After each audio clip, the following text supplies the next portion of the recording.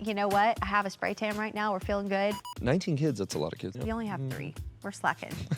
It's so weird not having cameras there 7 days a week. Wow, E.T.'s given some deep questions.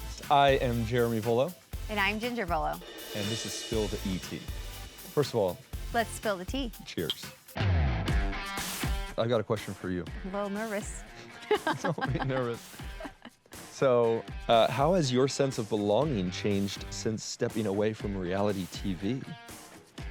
It's so strange. It's been a few years now. It's so weird not having cameras there. Yeah. Like 3 to 5 days to 6 days, 7 days a week. Growing up, that was just so common, having them there. And even being back on set like this, it's super fun because I love the crew. I miss like our crew. It reminds me of our crew when we come back to a set like this. It's super fun. But definitely like that was a shift for me because I had been on TV from the age of 10 until I was 27. And so all of those years, that was just what we did. And we didn't actually have to take videos of ourselves for like home video because it was always there. Okay, you didn't grow up the way I did. What surprised you the most about my childhood experience? Oh man, after getting like the initial 19 kids part, because that's surprising. I mean, that's a little bit of a shocker. Like, I was surprised at how normal that was, not just for your family, but for your family's friends. Yeah. But everyone is so kind. And like each of your siblings' personalities shown through in different ways. It was cool. It's not what I expected, but I also didn't know what to expect. I mean, how long did it take you to get the names down? Because I remember that it still is a challenge. Like I'd put you on the spot right now and have you name all of my siblings' names. Okay. In order. That's okay. Well, that's the hard part is the order. Because the kid, I can get all of their names, but they're all going to be on a birth order. Like they're all over the place. But 19 kids, that's a lot of kids. That's kind of a lot of kids. We only have 3. We're slacking. I know. Don't you feel bad some days? You're like, we only have 3 kids, and this is a long day, and you go. And then I remember I pause, and I remember my mom, and I'm like, "Come on, Ginger, this is nothing. You got this." My mom she's amazing. Yeah. Incredible woman. Incredible. Anything that's worthwhile is hard work. And definitely, children are a lot of hard work. Yes, ma'am. What part of your story do you still feel like people misunderstand? Oh my.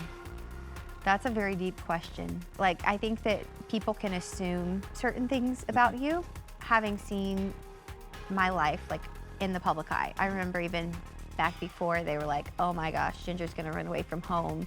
She's gonna be this crazy rebel who moves to the big city, and we live in LA. But like, that was what everybody on the show thought.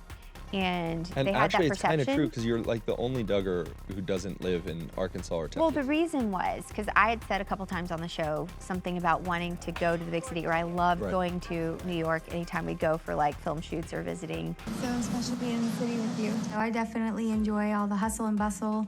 I love the diversity.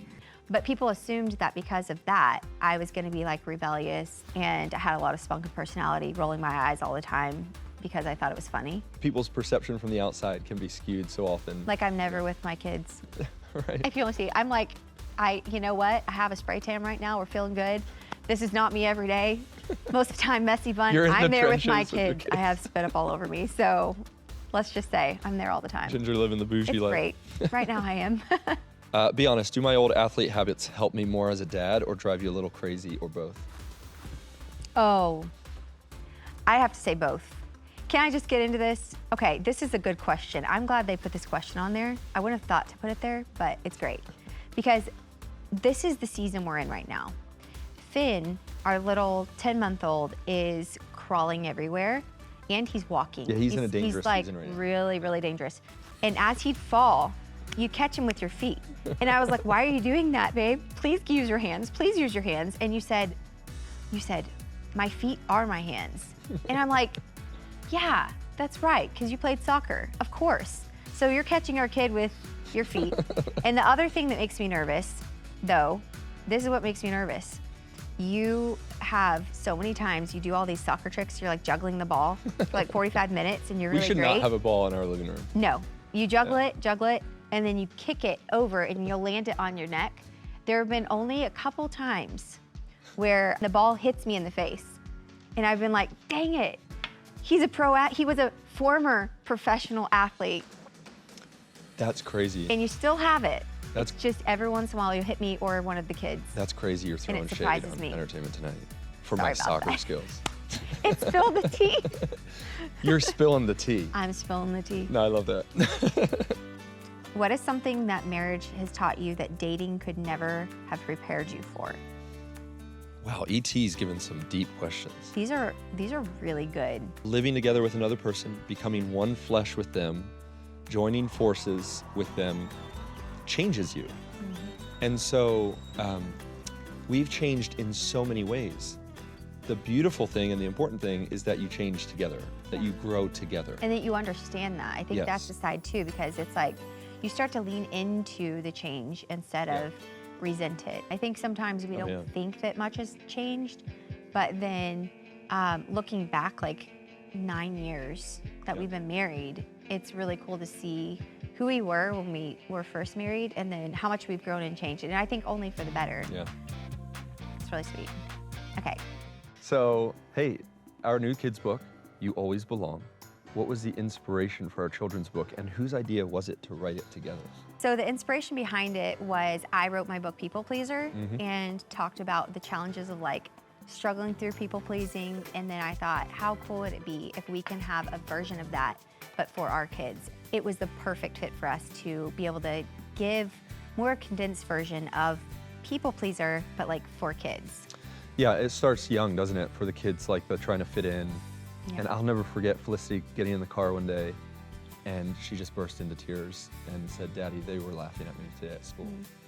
And so you're sitting there with your 6-year-old going, okay, how do I navigate this? Yeah. But it started some good conversations, but it did make us realize, like, kids need to understand their identity in Christ, how God views them, even if other people view them differently. So. Yeah, that's so good. I love it, babe. Okay. Our new book is about belonging. When you think about belonging, what advice do you wish you could have given your younger self about growing up in the spotlight? Oh man. I think not putting too much pressure on myself. I wish I would have been more authentic and just leaned into who God created me to be instead of like feeling like I had to be somebody else, a different personality, look different. Because like even my struggles with eating and that mild eating disorder that I went through that season, I think that I wish I would have found my identity not in like the number on the scale. Yeah. And then just being in the public space too. I think not letting criticism get to me, not letting other people's opinions form what I do or what I say, what I don't say. Right. You know, just being afraid of people attacking every word that you say. Right. That's definitely a struggle. It was back then, still can be today, Yeah. for sure. Okay, who is more likely to cry reading our book to our kids, me or you? Oh man. Felicity said to me the other day, she said, Daddy, I see mommy cry, but I've never seen you cry. Part of that is because I'm just like extra emotional after having kids. Yeah. But I would say you, but then you know why I would cry reading our book? Why? Because of my dyslexia. I always cry when I read. Cry out of frustration. I'm like, why do I read the wrong word? Let me try again, kids. Thank you for being patient with me. That's so funny.